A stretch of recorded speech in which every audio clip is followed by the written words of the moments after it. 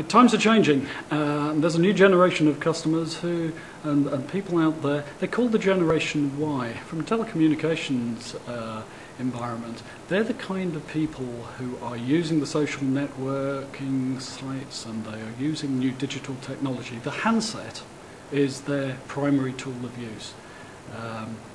They will interact. They're not just consumers of content, but they're also the generators of content. There's not a conflict between them, but they are outstripping other generations very much in terms of the way in which they interact with the social network in general.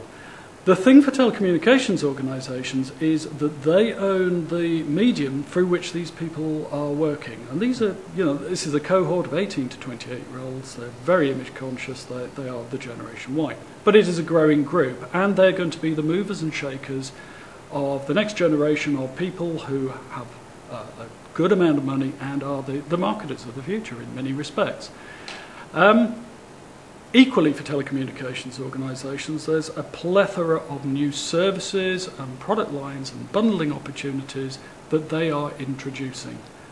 And the analytical approach to an introduction of that gives them a great advantage to understand what is working and for whom it is working. So analytics has got to be at the base of all understanding about what is going to work well, how to introduce it, and what are the issues around it, and how to get around those issues and deliver an optimum customer experience. One of the technology platform, one of the platforms that the people are using in terms of the handset is the ability to do iterative questionnaires, to have interaction between you, an organisation, and the mobile unit. Now, whether that is a telecommunications company in its own right, or perhaps an interaction between a bank, in many respects, the telecommunications company will provide the portal environment for that. Now, SAS has a brand new solution offering. It's called SAS for Mobile Interaction. This in its own right is not social networking because it is a conversation between the company and the consumer, but it is about the direct digital interaction, question, answer. It's both a CRM platform and also an e-commerce platform. The sale of new services, anything from content, download, ringtones, that sort of stuff, plus also questionnaires, satisfaction forms, even to discussions on tariff extensions and so on and so forth, can be driven through the media that is the choice of the new Generation Y people, which is their mobile handset. And that's what the promise that the mobile interaction thing does. But at the back end of that, in terms of any decision behind what price you're offering any particular service at, or the way in which you bundle it, those decisions are actually based on an analytical view of the customer and how sensitive they are to price, where they might be sensitive to any sort of bundling or gift thing that comes with it, new offerings, and really that will help decide, and also how valuable they have historically been and what their lifetime value is. That will help decide what offers to make. And if you can make those in an interaction through the mobile interaction platform by making re-evaluated real-time decisions, that's going to be at the heart of competitive advantage for telecommunications companies into the future. Well, the thing about Amazon is, in many respects, I don't know the full details about the analytics behind exactly what Amazon do.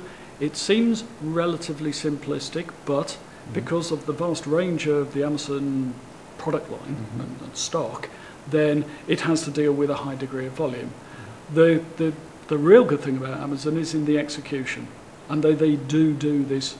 Here's the top 5 recommendations, people like you who bought this, bought that sort of observation back to you in a real-time web-based environment. Now, that is very, very strong, and from a customer experience perspective, myself as a customer of Amazon experienced that not as product push, but as it's relevant. It's a service. It is more, I enjoy an experience going onto an Amazon website than to a different website where the recommendations are clearly not designed for me. And it's all based upon my past behaviour and purchasing patterns, and that leads into good, strong recommendations, all done in real time. And that's where Amazon do stuff. That's where other telecommunications organisations, banks, they all are looking to go that way. It's a journey for most of them now. Personalized for everybody? Yes, and it happens right now. Certainly in the UK, you have a regular price plan evaluation and optimization process for most telecommunications providers. They are looking to retain your customer through a combination of giving good value but also extended services. At the end of the day, they need to make money, and it is in the added value services and the new stuff that they're going to make it.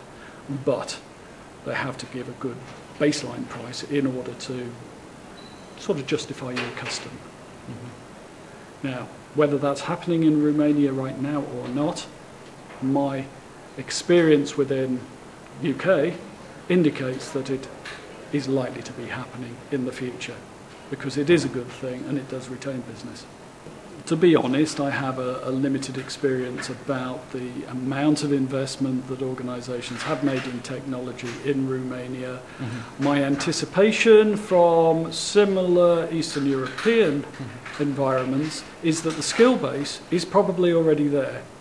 In fact, the mathematical skill base, I think, in Eastern Europe is far exceeds, mm-hmm. in many respects, the skill base in Western Europe. I think Western Europe's got a bit lazy in its maths. Yeah. So I think the skill base is there, the analytical angle is there. Mm-hmm. What might need is then some technology investment in terms of give the people who know what to do mm-hmm. the tools with which that they should be using to achieve what they need to do. And having done that, there is no reason why they shouldn't do exactly the same sort of things as happens in Western Europe or the United States.